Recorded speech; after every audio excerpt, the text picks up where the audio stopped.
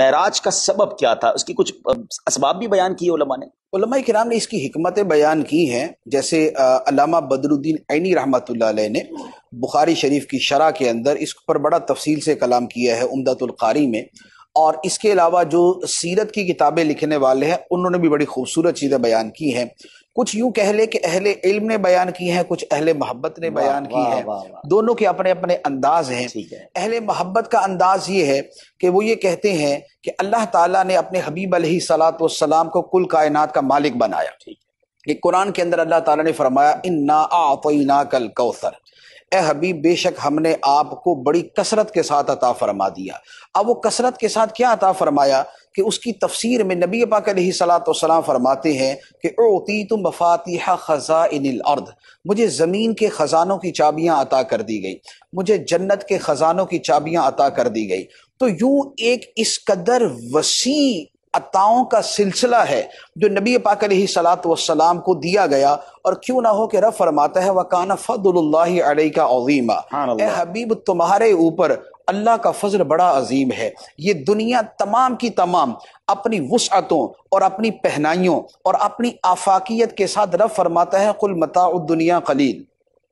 یہ دنیا کا سارا ساز و سامان تھوڑا ہے، یہ چھوٹا ہے، اور نبی پاک علیہ الصلاۃ والسلام پہ جو رب کا فضل ہے تو رب فرماتا ہے وَكَانَ فَضْلُ اللَّهِ عَلَيْكَ عَظِيمًا، آپ پہ جو اللہ کا فضل ہے وہ بڑی عظمت والا ہے، وہ بہت عظیم ہے۔ جو لفظ کوثر ہے یہ اس عظیم سے بھی زیادہ ہے،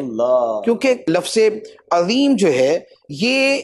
عربی کے اعتبار سے ایک نارمل صیغہ ہے، لیکن جو لفظ کوثر ہے یہ مبالغہ کا صیغہ ہے، جس کا مطلب ہے کثرت در کثرت در کثرت در کثرت در کثرت، یا ہم اپنی زبان میں کہیں بہت زیادہ بہت زیادہ بہت زیادہ بہت زیادہ۔ لا ورب العرش، جس کو جو ملا ان سے ملا، بٹتی ہے کونین میں نعمت رسول اللہ کی، میں تو مالک ہی کہوں گا کہ ہو مالک کے حبیب، یعنی محبوب و محب میں نہیں میرا تیرا۔ تو نبی پاک صلی اللہ علیہ وآلہ وسلم کو اللہ تعالیٰ نے جو عطا فرمایا تو اب اس کا مشاہدہ کروانے کے لیے کہ اے محبوب جو تمہاری سلطنت ہے ذرا اس کی سیر بھی کر لو، جو آپ کی حکومت ہے ذرا اس کی سیر بھی کر لے۔ تو سلطنت المصطفیٰ فی ملکوت کل الورا،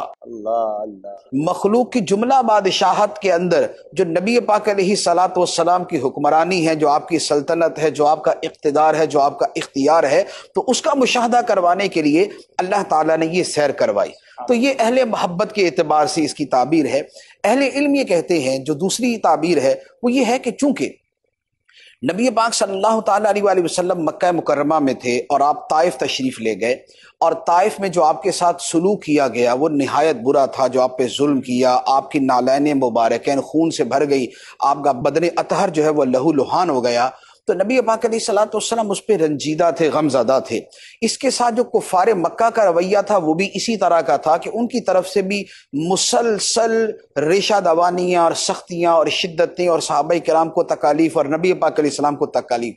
تیسری طرف یہ ہوا کہ نبی پاک علیہ الصلاۃ والسلام کی زوجہ مطہرہ جو ہر مقام پہ آپ کے ساتھ کھڑی ہوتی تھی، سیدتنا خدیجہ الکبریٰ رضی اللہ تعالی عنہا، ان کا انتقال ہو گیا۔ چوتھی بات اس کے ساتھ یہ ہوئی کہ نبی پاک صلی اللہ علیہ وآلہ وسلم کی جو سب سے زیادہ حمایت تھی وہ ابو طالب کی طرف سے تھی، جو نبی پاک علیہ السلام کے چچا تھے، اور ان کا انتقال بھی اسی سال میں ہو گیا۔ تو یہ بہت سے ایسے واقعات جمع ہو گئے کہ جس کی وجہ سے نبی پاک علیہ الصلاۃ والسلام کا قلب اطہر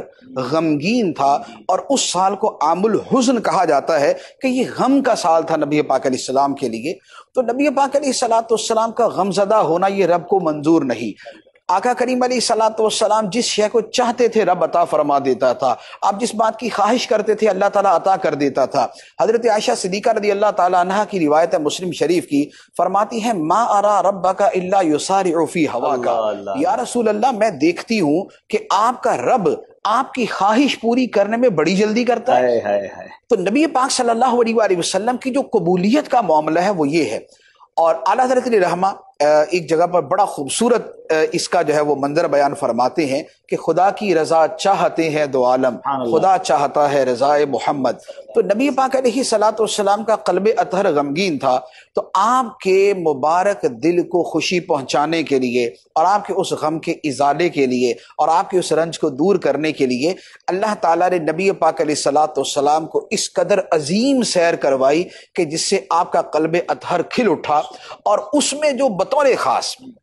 غم کے ازالے کا سب سے بڑا طریقہ کیا ہوتا ہے؟ غم کے ازالے کا سب سے بڑا طریقہ یہ ہوتا ہے کہ انسان کو جو اس کی سب سے محبوب ترین شے ہے اسے ملا دیا جائے۔ واہ واہ واہ واہ۔ آپ کسی آدمی کو کچھ کھانے کو دے دیں، کوئی یا سیر کروا دیں یا کچھ بھی دے دیں، یہ ساری کی ساری چیزیں ایک طرف ہیں، لیکن اگر اس کی محبوب ترین ہستی اسے مل جائے اور اس سے شرف ملاقات حاصل ہو جائے اور شرف تکلم مل جائے تو اس سے بڑھ کر غم کو دور کرنے والی کوئی شے نہیں ہوتی، جسے کہا جاتا ہے لقاء الخلیل شفاء العلیل۔ واہ واہ واہ واہ، کیا دوبارہ اسا لقاء الخلیل شفاء العلیل، واہ واہ۔ کہ دوست کی ملاقات بیمار کی شفا ہوتی ہے۔ تو دل اگر غم زدہ ہو تو پیارے سے ملا دیا جائے، دوست سے ملا دیا جائے۔ خلیل کہتے ہیں گہرے دوست کو، گہرا دوست جو بالکل ون اینڈ اونلی ہوتا ہے وہ خلیل ہوتا ہے۔ تو نبی پاک صلی اللہ تعالیٰ علیہ وسلم نے خود فرمایا ہے کہ اے ابو بکر، اگر میں دنیا میں کسی کو اپنا خلیل بناتا تو تجھے بناتا، لیکن میرا خلیل اللہ ہے۔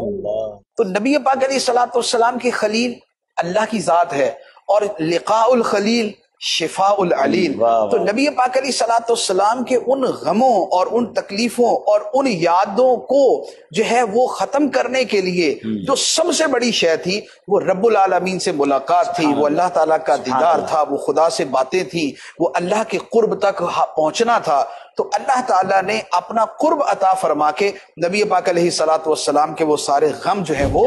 دور کر دی۔